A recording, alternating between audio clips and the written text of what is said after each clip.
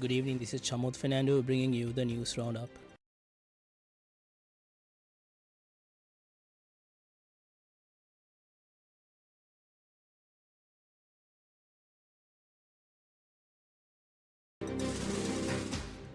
Major General Suresh Saleh, the former head of the State Intelligence Service, is currently being held on a 72-hour detention order for interrogation regarding ongoing investigations into the 2019 Easter Sunday attacks. The CID took Saleh into custody this morning in Palyaguda under the Prevention of Terrorism Act. Saleh, a prominent military intelligence figure during the war, was serving as an official at the Sri Lankan High Commission in Malaysia when the bombings occurred on the 21st of April 2019. At that time, the State Intelligence Service was headed by Senior DIG Nilantha Jayawardena. Following the election of the Gotabaya Rajapaksa administration, Major General Saleh was appointed as the Director of the State Intelligence Service, replacing Jayawardena. However, his tenure was marked by controversy, particularly following a documentary by Britain's Channel 4, which alleged that his direct involvement in the Easter Sunday attacks. These allegations prompted Father Rohan Silva, Executive Director of the Centre for Society and Religion, to file a formal complaint with the CID based on the documentary's claims.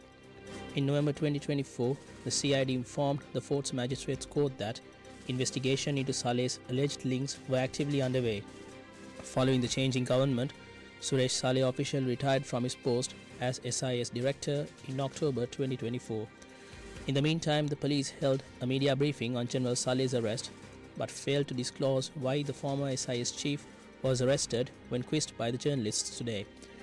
Meanwhile, President's Counsel Ali Sabri today strongly condemned the arrest of Major General Suresh Saleh. These remarks were made before an appeals court bench headed by Justice Rohan Abeysurya during the hearing of a petition filed by former military intelligence member Colonel Kalum Mandumage. The petition seeks an order to prevent Mandumage's potential arrest over the 2019 Easter Sunday attacks. Addressing the court, Sabri highlighted Major General Saleh's significant contributions to national security, noting his leadership in the operation that neutralized LTTE leader SP Tamil Selvan and his role in the high-stakes apprehension of Kumaran Padmanathan in Malaysia. Sabri warned that playing with national security for political purposes is highly inappropriate. The President's Counsel further argued that investigations against his client regarding the alleged misleading of inquiries into the murder of two police officers in Vavanathu were baseless and lacked evidence. He expressed a lack of confidence in the fairness of the probe, noting it is being conducted under the direction of CID Director Shani Abesekara. Sabri contended that the current investigations are largely based on claims made to a British television channel by Azad Maulana, an individual seeking political asylum, and asserted that such theatrics would fail to bring genuine justice to the victims. He reiterated that Easter Sunday tragedy occurred because the police failed to act on specific prior warnings from both Indian and local intelligence agencies. In a separate development related to the Easter Sunday attacks, the Colombo Fort Magistrate today ordered the release of jewellery and other property seized from the residence of suspect Ibrahim Ilham in Dematagoda to his brother Iflal Ahmed.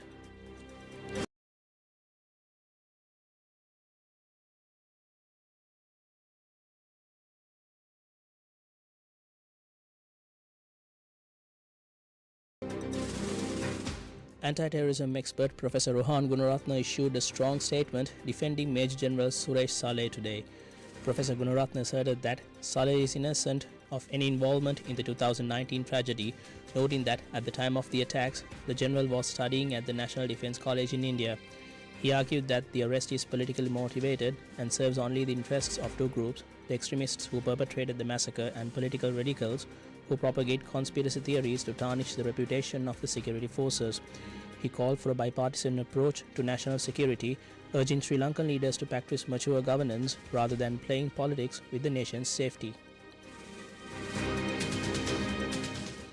In the meantime, former parliamentarian and leader of the Pivithuru Hela Urume, Udaya Gammampila, was critical of the former SIS chief's arrest. General Suresh Saleh is a decorated war hero who has played a crucial role in defeating the LTT. Therefore, Tamil separatist movement is badly in need of getting revenge from General Saleh for the role he played. That's why several conspirators link his name to Easter Sunday attack in 2023 through a story telecasted in Channel 4 UK. And we can remember President Ranil Wickremesinghe appointed Imam Committee to probe into this allegation, and that committee, through their report, logically with evidence established that this story is totally fabricated.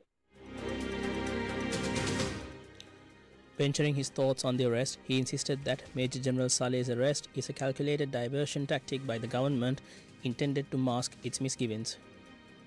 We can well remember this government, one of the main slogans for coming to power was that mastermind behind the Easter Sunday attack. So they know very well they can't find a true mastermind, so they have to rely on a fabricated story and catch war heroes, the enemies of the LTT, to please their financiers. That's why last year, April, when the Easter Sunday attack anniversary was nearing, they arrested Pillan on the 8th of April 2025. Similarly, they had planned to arrest General Saleh in the month of April. But government now need a distraction tactic. They have purchased inferior quality coal, and that's the biggest talk in the town. So they badly need a distraction tactic to give a new focus for the nation. That's why they advance arrest of General Suresh Saleh. We urge the government to don't hunt war heroes with fabricated stories. And we stand by with this decorated war hero, and we take every single measure, politically as well as legally, to safeguard and ensure his early release. The Colombo High Court today ordered the release of Daisy Forrest, the grandmother of Yoshitha Rajapaksa, who was accused under the Prevention of Money Laundering Act. The order was delivered after the Deputy Solicitor General submitted a special psychiatric report to the court. According to the medical findings presented, specialists have recommended that the defendant is not in a suitable mental state to participate in judicial proceedings. After considering the medical evidence, the High Court judge ordered that Daisy Forrest be acquitted and released from the indictments filed against her. Following this development, the Deputy Solicitor General informed the court that the prosecution intends to proceed with the case against the first defendant, Yoshitha Rajapaksa.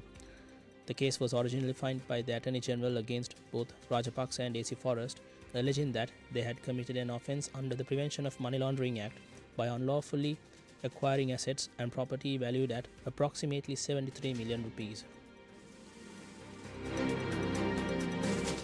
Trade unions at the Ceylon Electricity Board declared a 6-hour token strike scheduled for tomorrow starting at noon.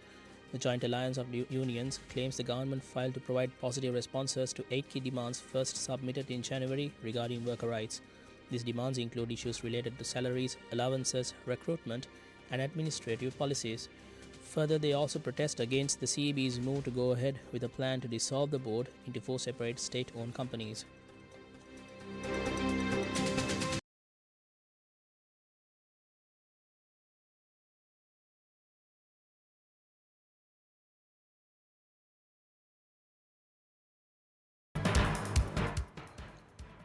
The 3 suspects arrested in Monoragala, including the second gunman in the Akuregoda murder of a lawyer and his wife, were brought to the Western Province South Crime Division.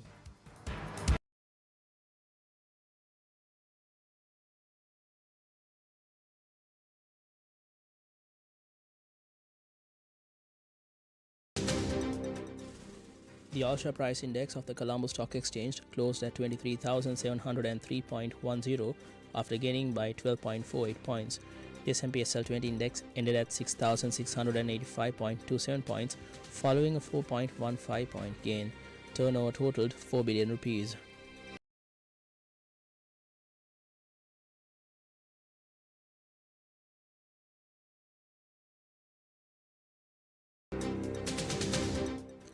US President Donald Trump used his State of the Union address not just to report on the nation, but also to show the world that his America First protectionism has become the hallmark of his second term.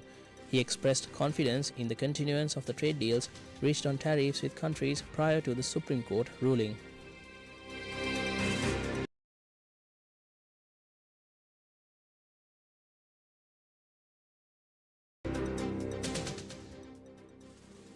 Canadian actor Martin Short announced the death of his eldest daughter, Catherine Hartley Short, at the age of 42.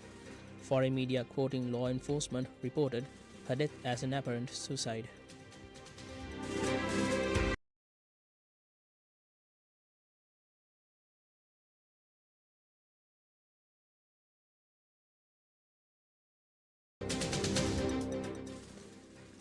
New Zealand is currently at 156 runs for the loss of 6 wickets in the Super 8 encounter against Sri Lanka.